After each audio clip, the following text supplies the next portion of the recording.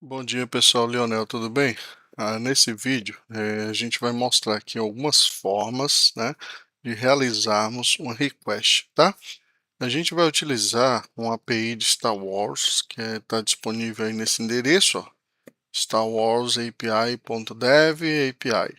E aí nós vamos trabalhar com as pessoas, tá, da série Star Wars, tá?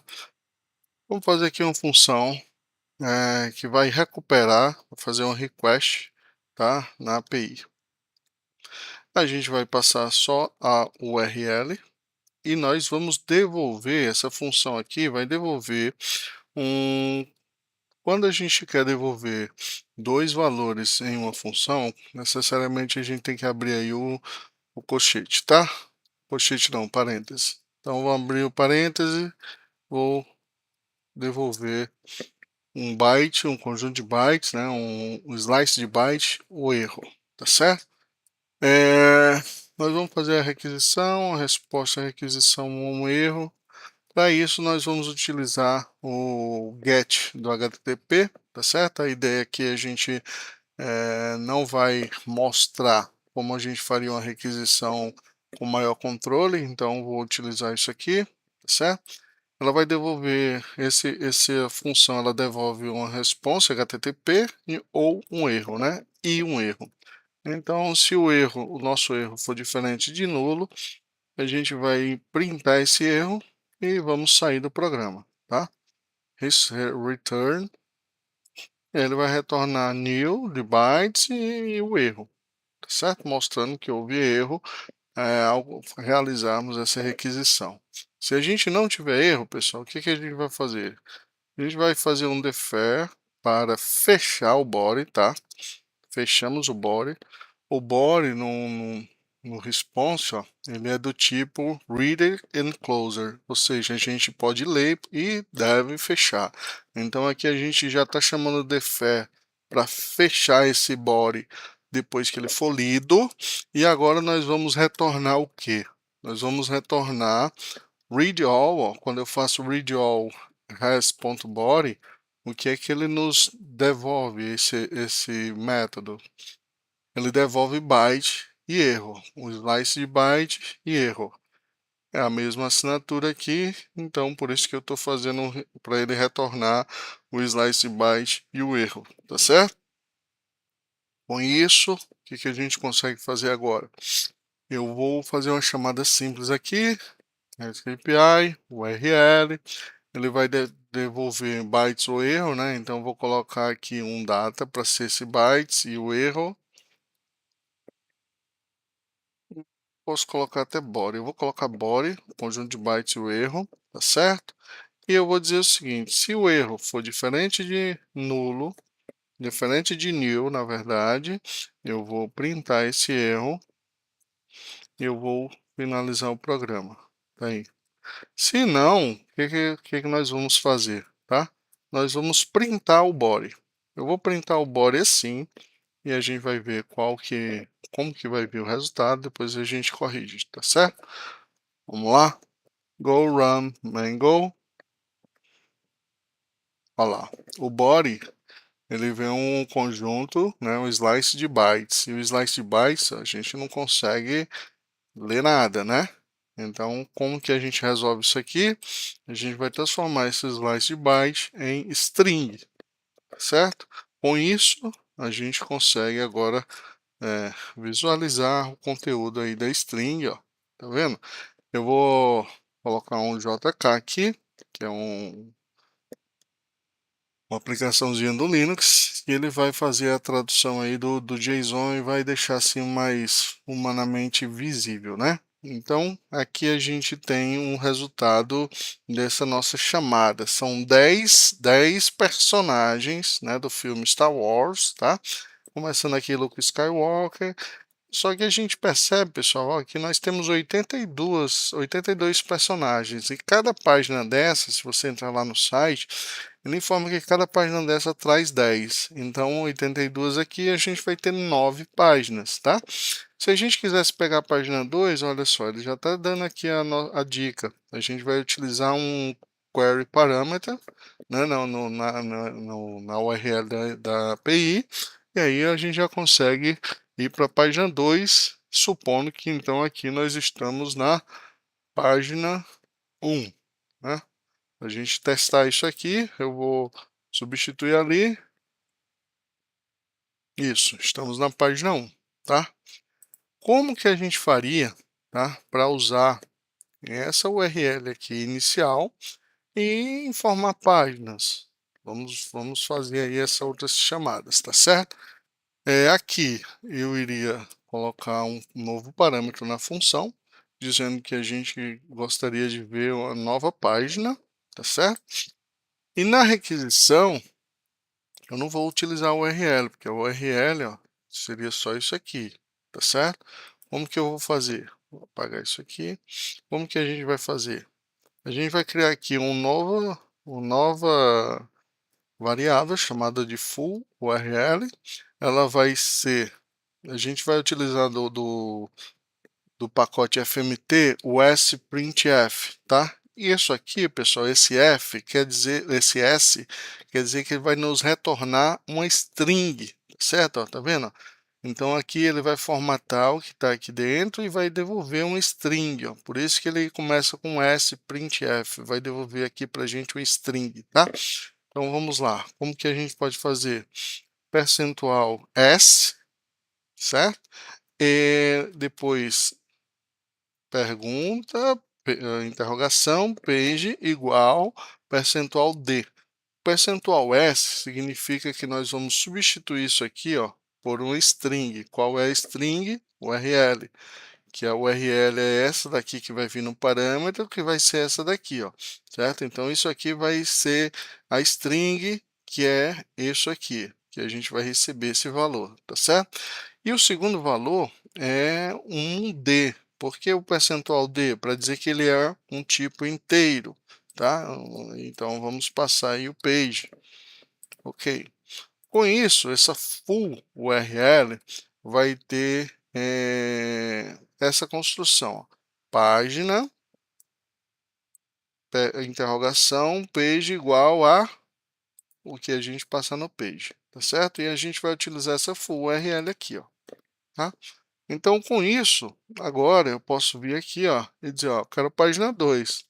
Vamos ver o que, que vai acontecer quando a gente substituir ali o segundo parâmetro pelo 2. Aqui a gente viu que a gente pegou a página 1. Vamos ver se ele vai nos trazer a página 2. Subir lá. Olha lá, já estou na página 2. Ó. Tanto é que ele diz assim, a página anterior é a 1, a página posterior é a 3, tá? Então, mostrando que essa nossa construção aqui já está funcionando. Só que eu não quero pegar, né, digamos assim, não quero fazer isso aqui, escrevendo 1, 2, 3, 4, 5. O que, que eu posso fazer, tá? Eu posso fazer um for. Eu posso dizer ó, que as páginas elas vão de 1, certo? Até página menor ou igual a 9. Página, fazer aqui o incremento. E aí eu insiro todo esse conteúdo dentro desse for. O que, que a gente está fazendo? A gente está criando uma variável chamada página, que ela vai de 1 até 9, e toda vida que esse for ele iterar aqui, essa página vai ser acrescida de um outro dígito, tá certo? Até chegar no 9. Então eu vou vir aqui e vou substituir. Fazendo isso, o que é que o Go vai fazer? Ele vai iterar das páginas de 1 a 9 e vai imprimir esse resultado, tá certo? Vamos visualizar agora. Olha lá, tá imprimindo lá vários resultados, ó, até a pessoa 83, ó, ó, pessoa 82, ó, certo? Ó, aqui, ó, eu tô na página 8, ó, certo? Página, não, aqui é a página anterior. Eu tô na página 9 aqui, ele tá dizendo que a página anterior é a 8. E assim foi, a gente fez a interação entre todas essas páginas. O que que a gente quer fazer um teste aqui?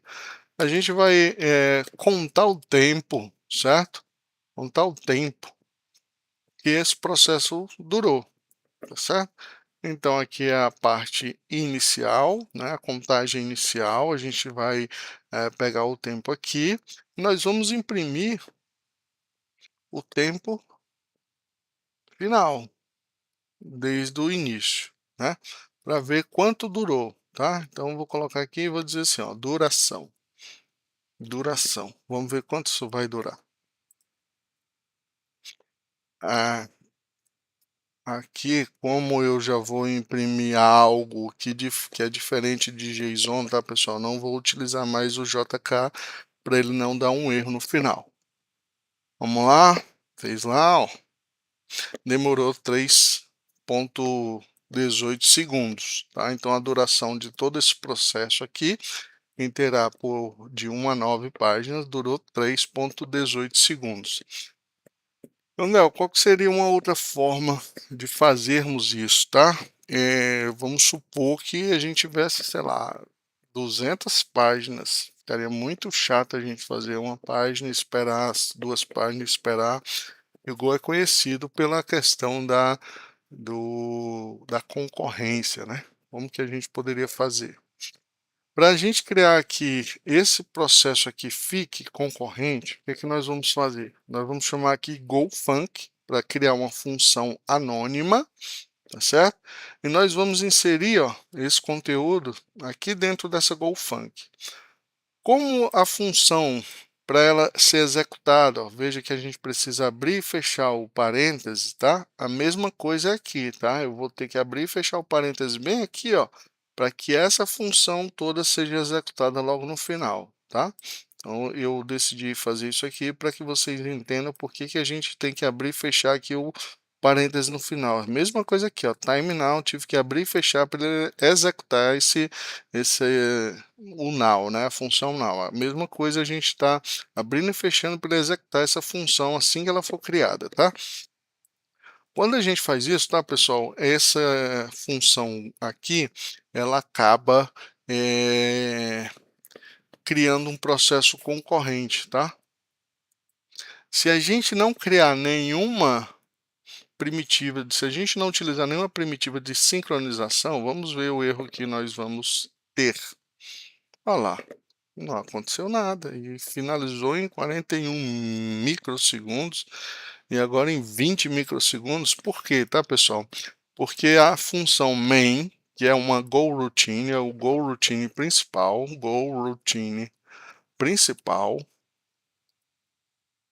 ela inicia, cria essas outras GoRoutines, tá certo? E não aguarda.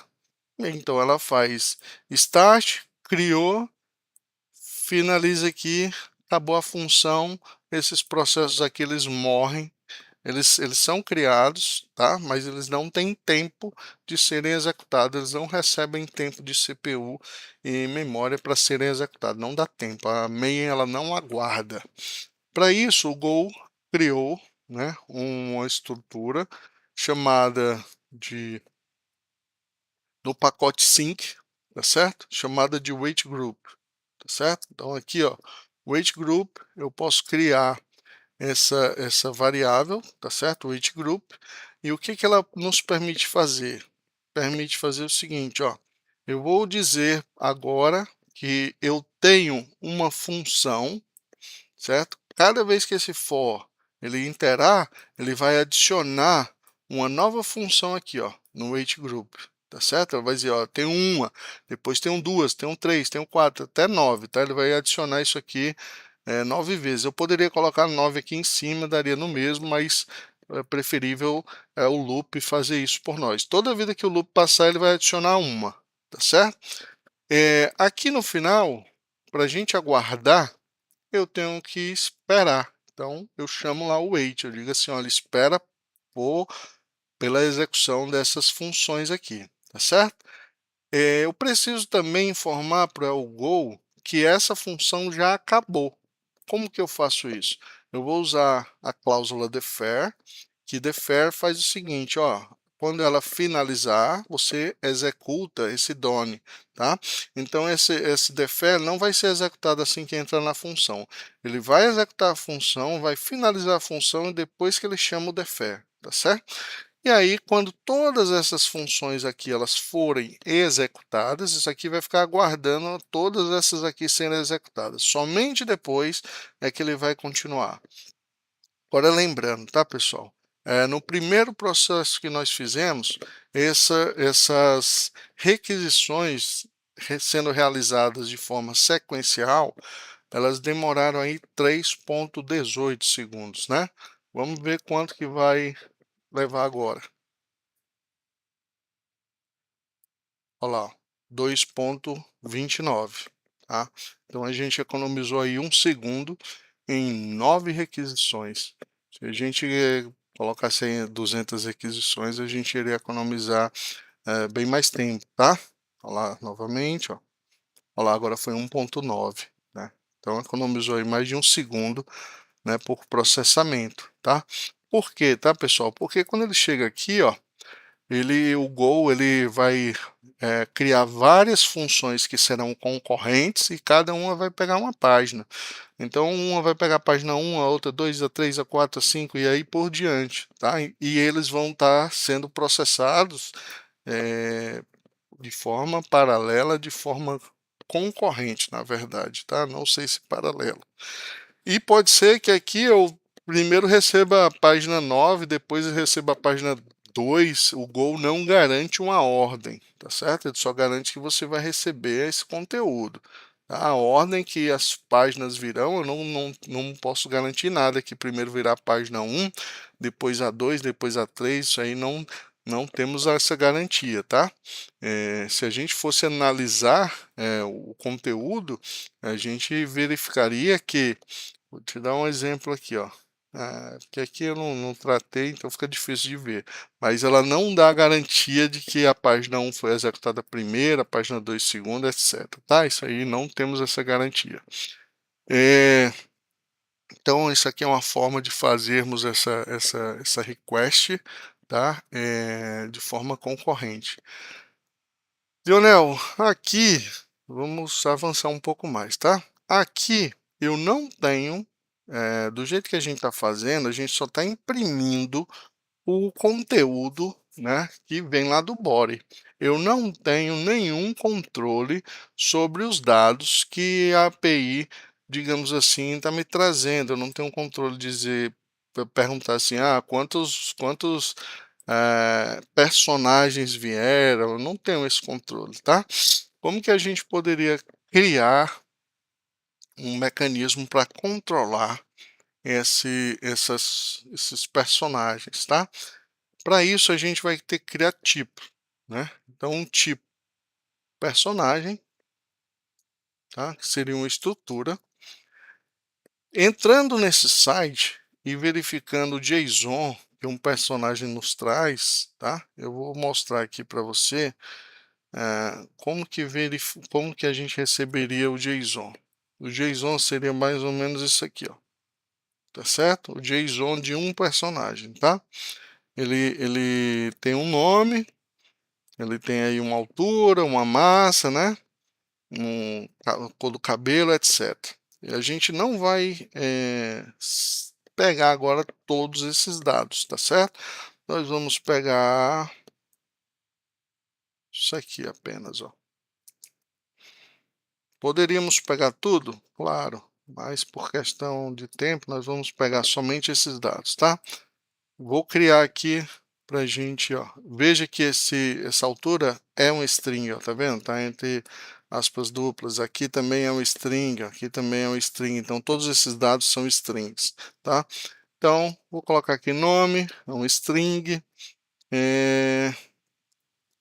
Essa forma aqui, ó, é para dizer o seguinte, ó, do JSON, quando eu receber um JSON, o campo nome vai estar lá como name. Então o name vai estar no JSON da API e o Go vai transformar esse name num campo nome na nossa struct, tá? Aqui eu poderia fazer o seguinte também, ó, a altura é um string, mas no JSON tem lá o nome height, né? Mesma coisa, birth year, a gente pode colocar só birth string e no JSON birth year. Opa, aqui eu vou colocar assim, JSON, dois pontos. E Gender, mesma coisa, Gender, string, Mesma coisa aqui, gender, JSON. Pronto. Aqui eu já criei uma estrutura do personagem, tá certo? Só que o JSON, ele me traz essa estrutura do personagem assim, pessoal, ó. Vou mostrar aqui para vocês. Ó como é que ela vem, ó. Ela vem um objeto, né? Começa assim, mais ou menos, ó. E aí, antes de trazer o personagem, ele tem um results, tá? E aí ele diz a quantidade de personagem, ele diz qual é a próxima página, ele diz se tem uma página anterior a essa página única, ele diz que não tem, tá certo? E aí depois ele vem com um array de personagens, tá certo? Para a gente escrever isso aqui na estrutura, como é que a gente vai fazer isso aqui na estrutura? A gente vai criar um tipo, que eu posso chamar de data, struct, certo? Essa data struct, ela tem um result, que é um conjunto de personagem, tá? Porque, ó, esse result aqui, ó, que seria esse aqui, ó, não é um conjunto de personagens, ó, certo? Então, eu estou dizendo que o result, esse nome aqui, tá, pessoal? Eu posso criar qualquer nome, como a gente fez aqui, ó. Name foi para nome, rate foi para altura, certo? Então, eu poderia criar qualquer nome aqui, mas eu preferi deixar result, né? Aqui tá até no colocar aqui também, que é uma boa prática, tá? A gente está criando results, que é um conjunto de personagens, então ele fica no plural, tá? E o JSON dele vai ser results, tá certo? Que é justamente o nome desse campo. Tá aqui, ó, o nome do campo. E aí, quando o Go for fazer a conversão, passe, ele vai fazer isso aqui, vai transformar no results, que é um conjunto de personagens, vai criar vários personagens e a gente vai pegar apenas esses campos que estão aqui. Tranquilo? Espero que isso aí tenha ficado claro. Certo, pessoal? Vamos continuar. Se eu quero criar um conjunto de personagens, certo? Eu vou ter aqui um slice, na verdade, de personagem, tá? Eu vou precisar ter usar o método append, tá? Mas olha só, pessoal, aqui nós temos um problema e nós vamos passar a utilizar canais. Sabe por quê? Vamos lá. Essa GoRoutine, ela vai trabalhar num processo concorrente a main, tá certo? A única forma, ou melhor, a forma mais idiomática de nós transferirmos dados de uma GoRoutine para main é através de canais, tá certo? Então, eu vou criar aqui um canal, vamos lá, Shan, ou person Shan, certo? Canal aqui de pessoas. E o que que esse canal vai ter, tá? Vai ser um Shan de personagem, beleza? Porque eu quero transitar dentro desse canal os personagens. Então, vai transitar essa estrutura aqui dentro do canal, tá certo? Beleza? Vai transitar a estrutura dentro do canal. A main vai ser responsável por criar o canal. As GoRoutines responsável por popular o canal. E uma outra GoRoutine por fechar o canal, quando ele for finalizado. Vamos ver aqui, tá? Então, o que é que vai acontecer aqui? Que alterações eu vou ter que fazer aqui dentro dessa função? Essa função estava somente imprimindo o valor do body, ó. Recebi o body e imprimia. Eu não quero mais fazer isso, tá? Eu vou receber essa função aqui e eu tenho que transformar esses dados e eu tenho que enviar para personagem. Então, vamos lá. O var data, que é do tipo data, certo? O que é que vai acontecer aqui? A gente vai receber aqui, ó, um data com vários resultados de pessoas, certo? Então, para cada personagem dentro range data.result, ou seja, para cada personagem que tiver dentro aqui do result data, o que que eu quero fazer com ele? Eu quero enviar para o canal chamado person chain. Então, o que é que essa instrução aqui está me dizendo, tá, pessoal? O que é que eu estou fazendo aqui? Eu estou enviando P, que P é um personagem, para o canal Person Chain. Por que que eu estou fazendo isso aqui? Porque aqui o canal ele já nos resolve o problema de condição de corrida. Ele só vai permitir que uma única routine envie um dado por vez, tá certo? Então aqui com isso aqui, ó, a gente já trata a condição de corrida, certo? O que que é isso? Se eu fosse fazer esses dados serem gravados, digamos assim, dentro de uma estrutura, de uma variável, poderia ser que uma função tivesse gravando no mesmo momento da outra, e aí os dados se perderiam e ia ter que usar um mutex para criar aí um sincronismo. Se eu utilizar canais, a gente já trata essa condição de corrida, tá certo? Vamos lá. Opa, teve um erro aqui, ó. Antes de enviar aqui o data, e puxa, de onde é que vem esse data, tá? Esse data vem do JSON. Então, JSON.Marshall, e aí de onde ele vem, né, que é o body, e para onde ele vai, que é o data, tá certo? Então, assim, ó, eu recebo o body aqui, o JSON lá do body, e eu digo, olha, você vai fazer o seguinte, você vai ler esse JSON aqui, ó, e vai construir esse data, que aí depois eu consigo utilizar aqui, senão ele não conseguiria. Esse macho, ele devolve um erro, tá certo? Eu poderia criar o erro aqui, ó, e fazer aquele if embaixo, ou posso fazer assim, ó, if erro, ponto e vírgula.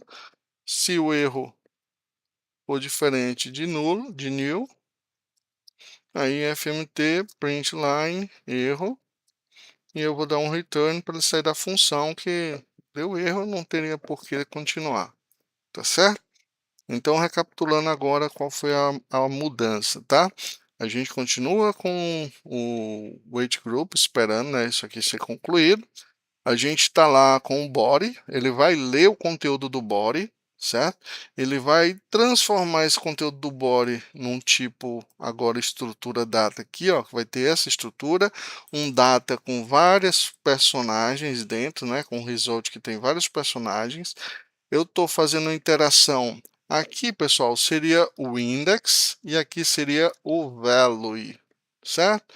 Eu não quero trabalhar com index, então eu tenho essa possibilidade de colocar o underline, o underscore aqui, ó. E o value, como é um personagem, eu estou simbolizando ele pela letra P, tá certo? Mas eu poderia colocar uma personagem, tá? E aí, depois que eu recebo esse personagem, eu imputo esse personagem num canal, certo? Imputei esse personagem aqui no canal, tranquilo? Vamos continuar. Já tenho os dados chegando no canal, tá certo? Como que eu faria para inteirar por esses dados do canal? Aí eu vou fazer um novo for, certo? Que ele vai entrar, receber os dados desse canal. Como é um for para o canal, eu posso colocar só assim, ó, result range person chain, né? Nesse caso aqui, ó, eu não preciso colocar o index como eu fiz naquele outro for lá, ó. Eu não preciso fazer isso. Por quê? Porque a interação por um canal com for basta um valor, tá certo? E aí o result, pessoal, eu quero gravar esses dados em um array de personagens. Então vou criar aqui personagens, vai ser um array de personagem, tá? Então, o que que eu vou fazer agora? Eu vou inserir esse personagem aqui está vazio, né? Não tem nenhum personagem lá. E eu vou dizer assim, olha, o personagem, aí para o array nós temos um métodozinho chamado append, que é a forma correta de inserirmos valores, né, em um array. Eu escrevo append, o array que eu estou trabalhando e o novo item desse array. Como aqui está result, aqui está result, não está legal, vou colocar aqui como sendo um personagem, tá? Para cada personagem que vier do canal personagem, você insere esse personagem no array de personagens. Pronto, aqui está feito, tá? E agora, como que a gente vai imprimir esses personagens que a gente recebeu na tela? Nós vamos colocar um JSON Data, porque assim, eu vou mostrar para vocês como que vai. Antes disso, a gente vai ver alguns problemas aqui com esse código, tá? Vamos imprimir aqui, vamos ver o problema com o código. Olha lá, o código não roda, roda, mas não para. O que está acontecendo? Vamos cancelar aqui. O que aconteceu aqui, tá, pessoal? Quando você cria um canal, certo? Você é responsável por criar, popular e fechar, tá? Isso aqui tem um termozinho chamado de channel owner, tá? Então a main está responsável por criar, criou. Essas routines estão responsáveis por popular o canal, tá populando, e alguém tem que ser responsável aí por fechar o canal, que seria no caso aqui a main também, tá? Só que se eu fechar o canal aqui dentro, ó, vou fechar aqui, tá? Ó, vou fechar aqui para a gente ver o erro, tá? Vou dizer o seguinte, ó, vamos fechar o canal close person chain. Ó, finalizou tudo aqui, vou fechar o canal. Vamos ver o erro que isso aí vai dar.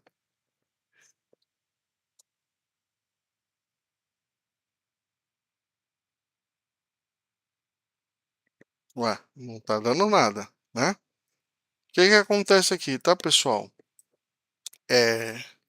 Se a gente fosse fechar um canal que já está fechado, certo? Nós teríamos um erro, certo? Que seria você estar tentando fechar o canal duas vezes. Qual que é a forma idiomática para resolver isso aqui? Criar uma nova função anônima, certo? Essa função anônima ela vai ser responsável por esperar todo o processamento dessas routines aqui e quando ela finalizar, aí sim a gente vai fechar o canal. Beleza? Então, o que está acontecendo aqui? Ó? A gente criou uma outra routine que vai ficar concorrendo com essas aqui, vai esperar finalizar todos esses processamentos. Quando esses processamentos forem finalizados, ela vai fechar o canal. E aí, quando ela fechar o canal, a gente sai disso aqui. Vamos verificar. Olha lá, saiu. Ah, Leonardo, mas não imprimiu nada. Claro, ninguém colocou nada para imprimir aqui. Vou imprimir, tá? Print line, personagens. Vamos ver novamente agora. Olha lá. Vejam que eles não estão, esses dados não estão no formato JSON, tá certo?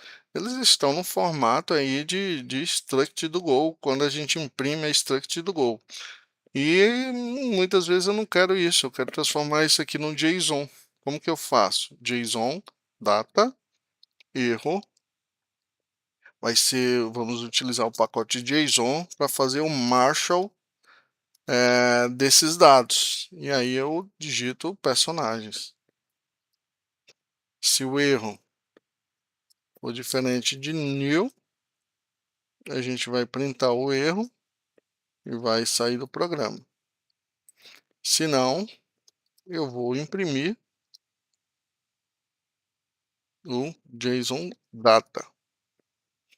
Só que olha aqui, ó, vamos ver, o Marshall, ele também é o slice de byte, então esse JSON data vai ficar meio estranho. Então vamos transformá-lo aqui no string, para a gente receber do tipo string. Vamos ver. Agora sim, agora a gente tem um controle, né, sobre os personagens. A gente pode fazer busca por nome, por altura, né, por N campos aqui.